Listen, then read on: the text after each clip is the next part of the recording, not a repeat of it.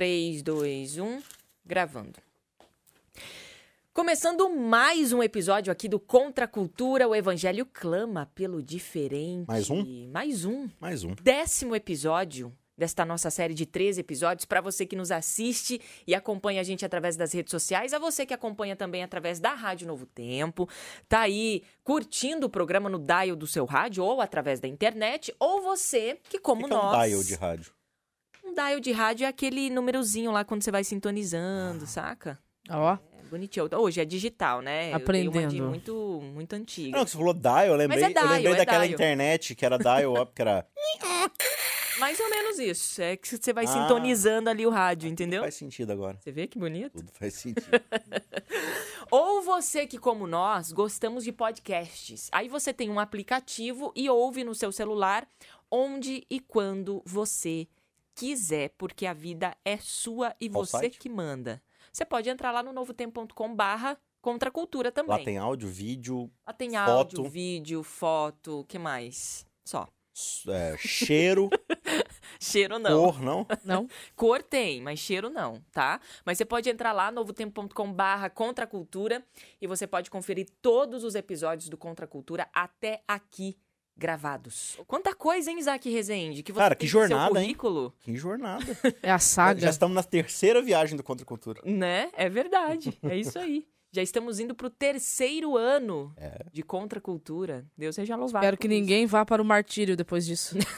Olha, Maiara. A quem tá indo pra terceira viagem também? Nosso amigo Paulo. Por isso que eu falei do martírio. Não é? Combatendo fogo com fogo é o título do nosso 10º episódio desta nossa série Atos do Espírito, porque nós entendemos e de fato compreendemos que é o Espírito que move estes homens do Senhor a levarem a palavra e o testemunho de Jesus Cristo. E se o né? Espírito de Deus se move em mim, eu canto como o rei Davi. Você trocou a letra, mas tá tudo certo. Vamos... Ele nem sabe. Ele nem sabe disso. Combatendo fogo com fogo, o que a gente vai estudar neste nosso 10º episódio? A gente vai abarcar aqui o finalzinho do capítulo 18 até o meio do capítulo 21, que é o trecho aqui de Atos que vai resumir pra gente a terceira empreitada evangelística de Paulo, onde ele vai ali plantar mais algumas igrejas, dar suas últimas orientações antes de sair pro seu empreendimento kamikaze. Foi bem kamikaze mesmo.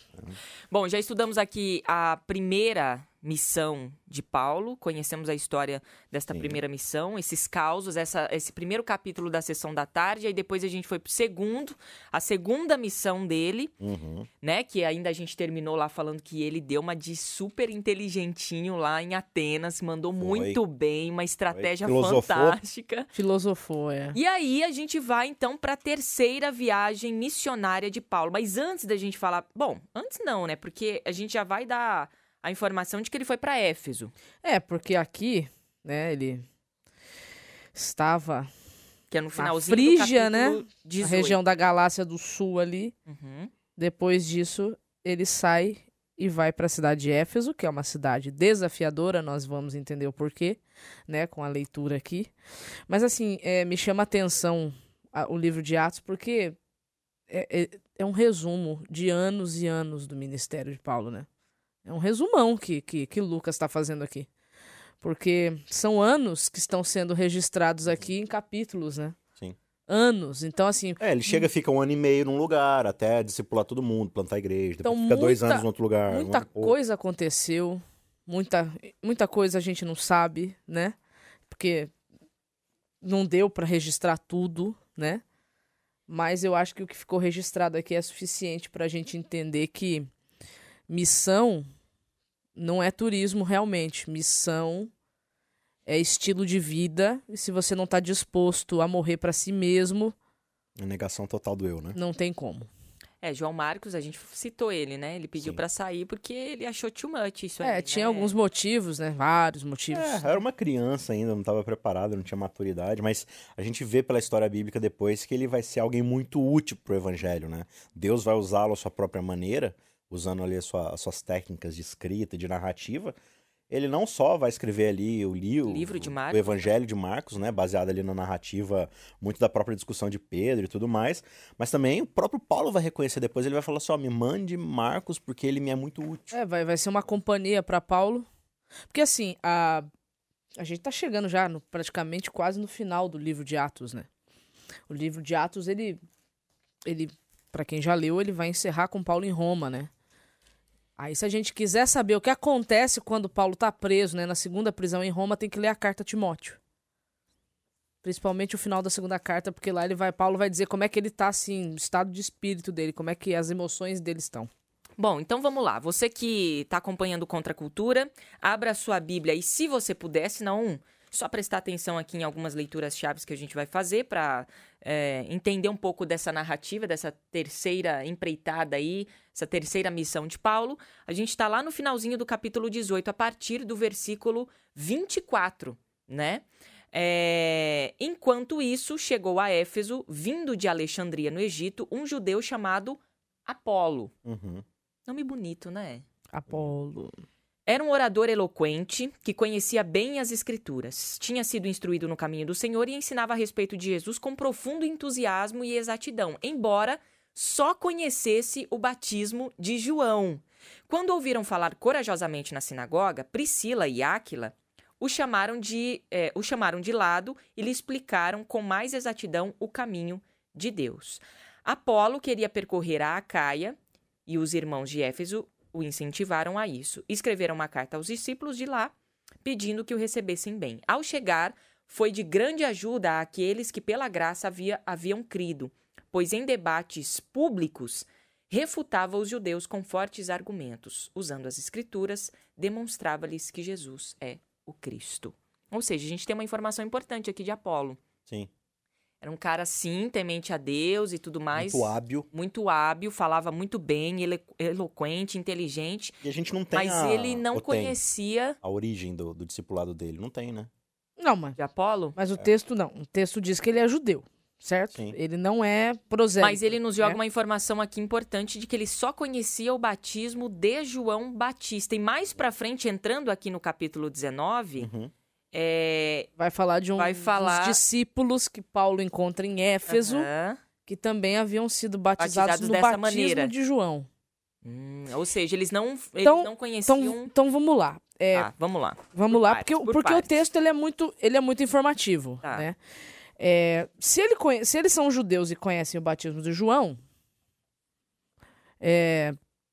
eu não sei se seria certo da minha parte dizer que o próprio João os tenha batizado ou se os discípulos de João fizeram isso com eles. Um fato é que João tinha discípulos, certo? Muitos desses discípulos de João se tornaram discípulos de Jesus?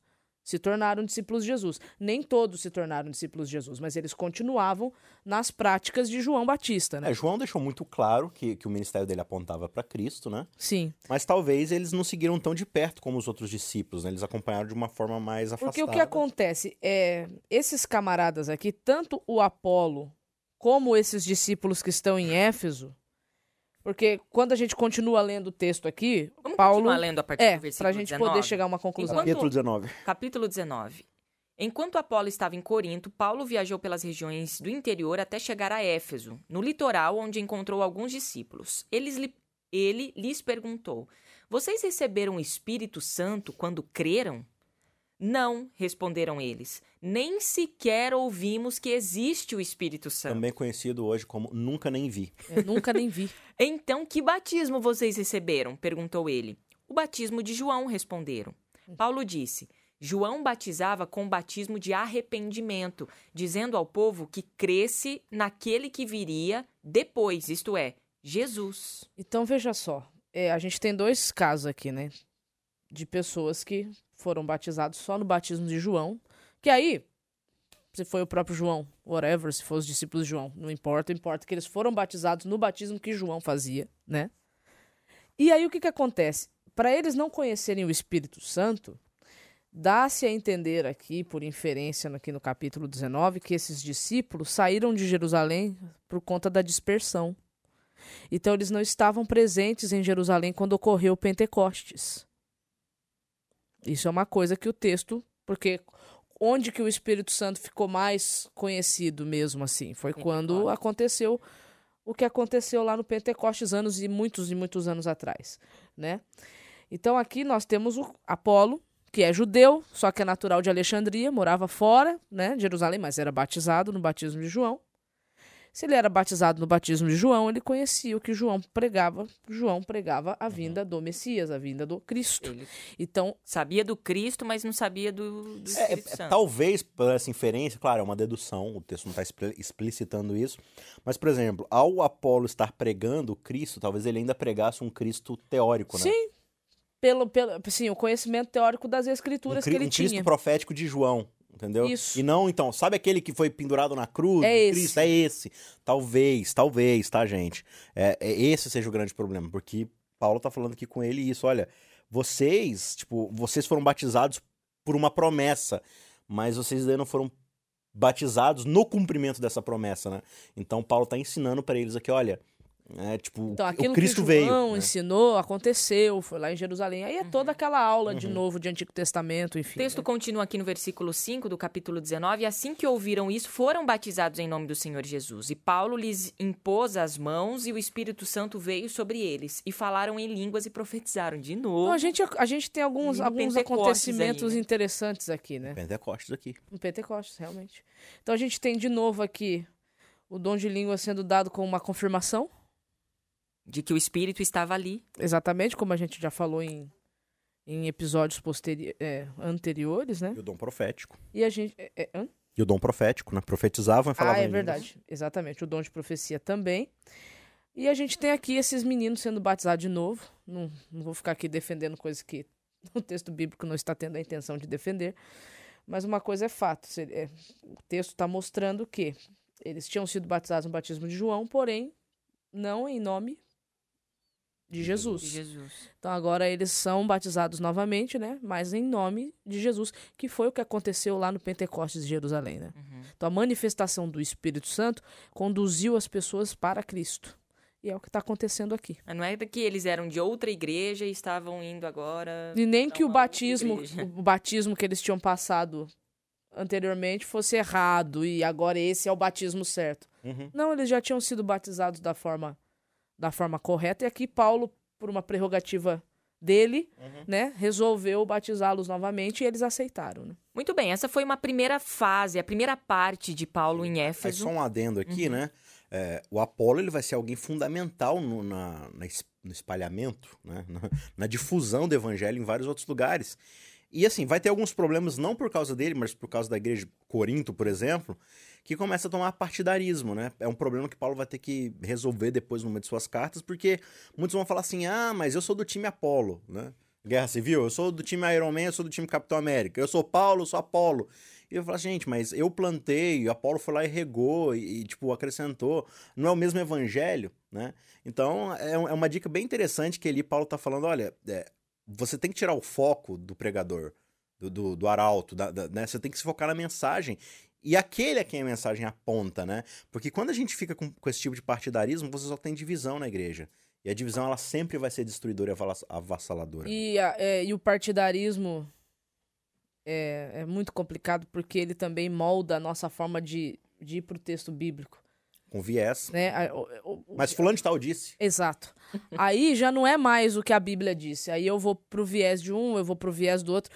E olha... E com aquele que eu concordo mais, que eu tenho mais simpatia, né? E como é difícil depois você tentar estudar a Bíblia com alguém, mostrando realmente o que o texto quer dizer. Porque aí a carteirada que se toma mas fulano de tal não disse isso. Ciclano não disse isso, né?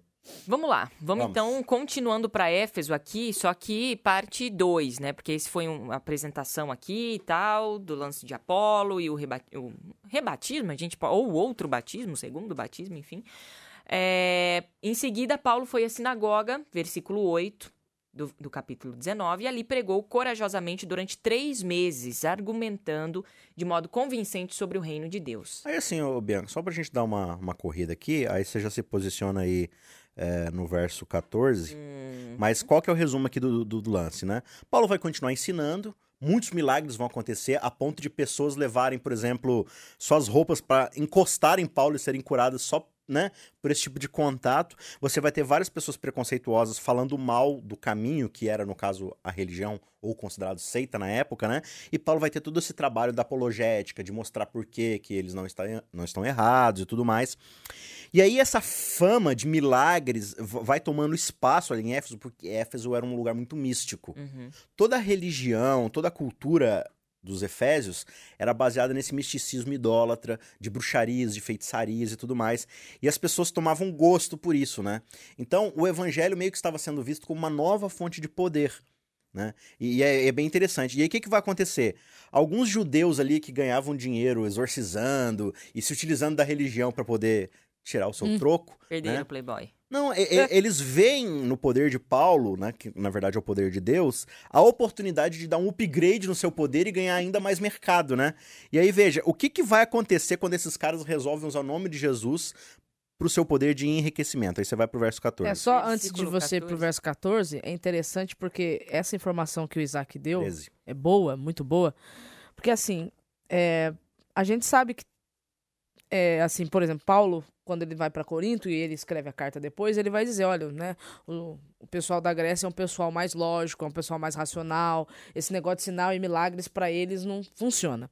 Já os judeus, isso era importante, enfim. Mas aqui, de novo, ele tá numa cidade grega e milagres acontecem, sinais acontecem. Por quê? Justamente porque o povo estava acostumado com isso, né?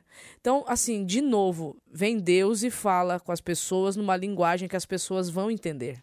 Uma frase que você precisa levar para toda a sua leitura bíblica é: Deus, ele encontra as pessoas onde elas estão. Onde elas estão, Então exatamente. Deus, ele sempre vai se utilizar da linguagem que aquelas pessoas estão acostumadas para poder se comunicar com ela. Então veja, Paulo encontra os gregos na sabedoria onde eles estão. Paulo vai encontrar judeus, como a Mara falou, nessa linguagem de milagres, de sinais, messiânicos e tudo mais. Então Deus, ele trabalha com aquilo que a pessoa já tem de background, de cultura, entendeu? Então muitas vezes, mas por que Deus agiu desse jeito? Cara, porque talvez seria o único jeito que aquela sociedade, aquele público iria entender, né?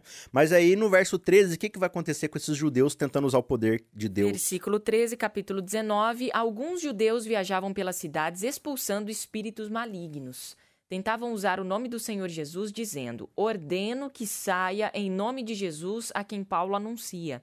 Os homens que faziam isso eram os 7 filhos de Seva, um dos principais sacerdotes.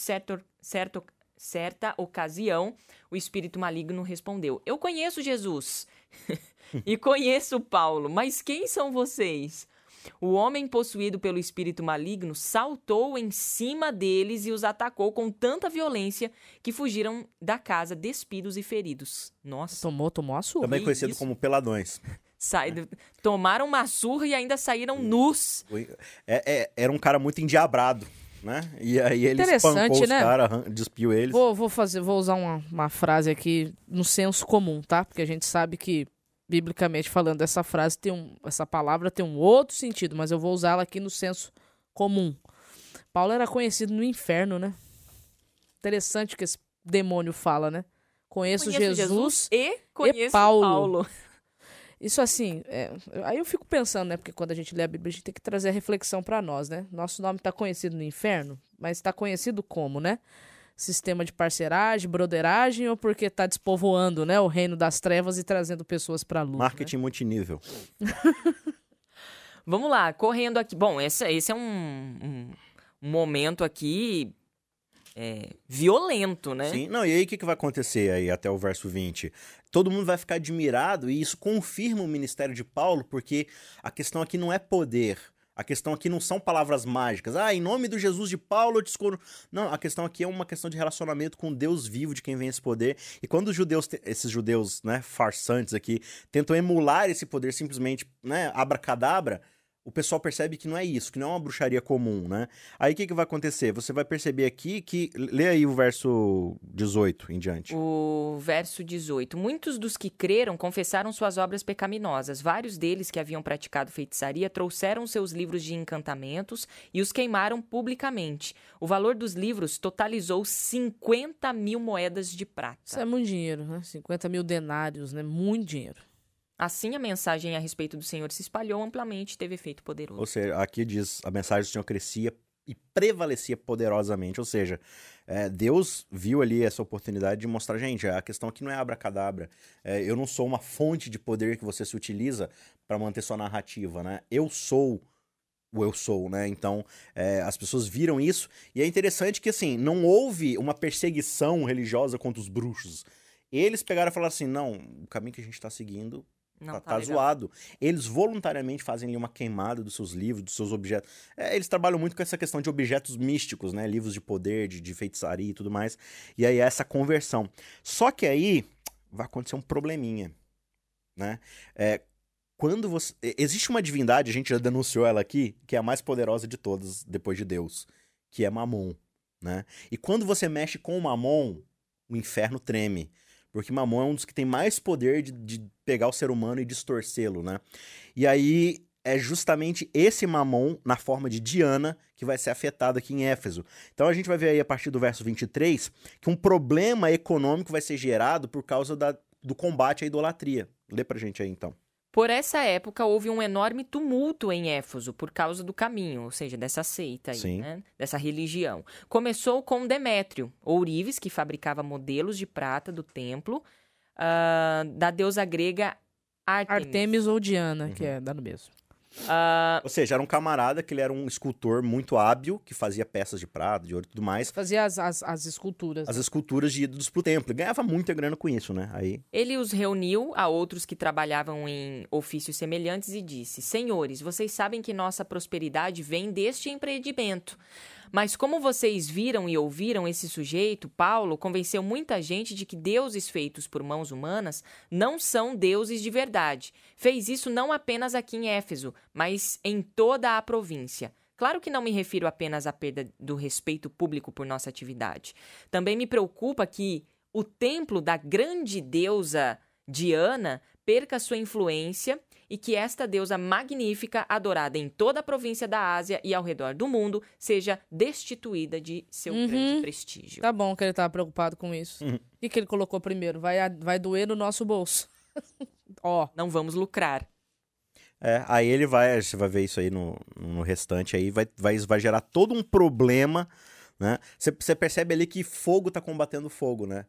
O poder de Deus tá sendo manifestado de uma forma mais enfática, porque você não vê no ministério de Paulo todos esses momentos miraculosos e sobrenaturais acontecendo, não é assim constante.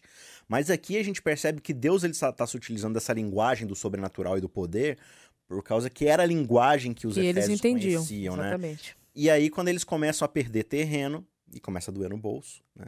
Eles vão causar toda essa confusão. E a gente vai perceber aqui no capítulo 20, justamente essa ideia de que os caras vão começar a se reunir, vai fazer turba. Mas não lembro Paulo entrando na cidade falando nada contra Diana, não. Pois é.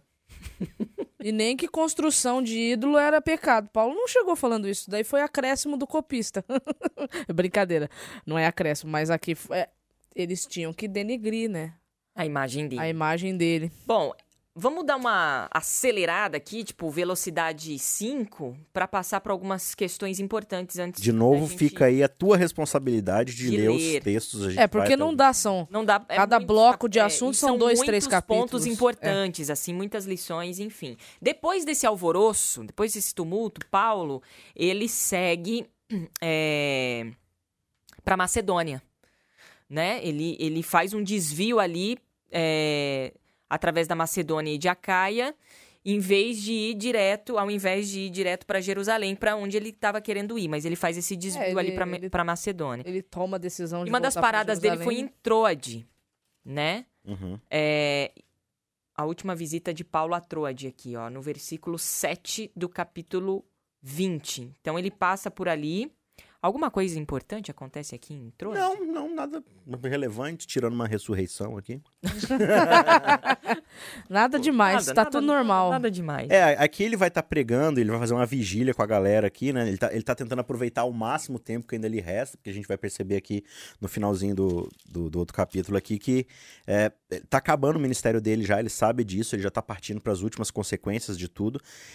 E aqui no meio dessa história toda, um menino que tá assistindo, né, a vigília ali da janela, ele cai, morre e, pelo poder de Deus, Paulo ressuscita aquele menino. Todo mundo fica ali muito admirado e eles, assim, bem assustados, só que não, já estavam meio que acostumados com isso, subiram e foram repartir o pão. E passaram o restante da noite ali. Paulo passou a noite inteira ensinando todo mundo ali. Então você vê essa união que a igreja já tem ali. Paulo está ali há mais de 2 anos, né? Então o povo já tem ali uma união muito forte. Eles estão acostumados a ficarem juntos ali, estudando e tal. E Paulo, ele não vai deixar nem a morte atrapalhar o intensivão que ele precisa ali para poder ensinar todo mundo, né? E aí ele vai dar sequência ali nas suas viagens. Ele vai continuar visitando outras províncias ali de Éfeso, né? E aqui no verso 17 em diante, ele vai fazer um longo sermão de despedida para dizer que o tempo dele está chegando, e aí ele vai apelar para o coração deles e falar, gente, não vivam para si mesmos, né? Sigam o meu exemplo, que tipo assim, eu até era um empreendedor, né? Fazia minhas barracas e tudo ali, mas foi sempre para quê? Simplesmente para proporcionar aquilo que eu estou fazendo pelo evangelho. Então assim, não vivam para cobiça de vocês, recebam em vocês o testemunho que eu recebi do próprio Senhor Jesus, que é de abrir mão da própria vida, da própria vontade, para poder observar os desígnios de Deus e anunciar a mensagem dele, né? E aí ele vai falar, olha, eu tô indo lá para Jerusalém e eu não sei o que vai acontecer. Entendeu? Provavelmente eu não volto mais. Eu não volto mais. A gente nunca mais vai se ver. Vocês não vão ver a gente, imagina a dor que deve ter sido para esse pessoal ouvir. E o texto diz que eles ficaram muito entristecidos, né? E Paulo encerra, antes dele orar com o povo, dizendo esse resumo, gente, se a minha vida inteira prova alguma coisa, é que é muito mais bem-aventurado, ou seja, muito mais feliz é aquele que dá do que aquele que recebe, né? A vida de Paulo foi de entrega total pelo evangelho, né? Alguém que viveu pro evangelho e ele recebeu muito mais do que isso em forma do relacionamento com Deus, né?